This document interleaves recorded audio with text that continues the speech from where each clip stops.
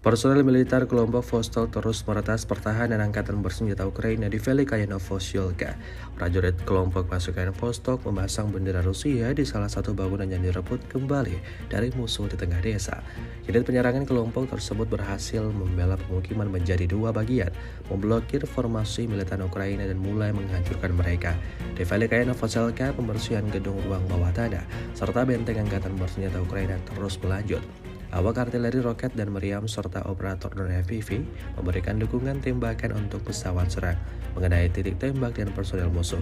Velika Novosiyolka adalah garis pertahanan terakhir dan pusat logistik angkatan bersenjata Ukraina yang besar dan dipersiapkan dengan baik di arah Donetsk Selatan.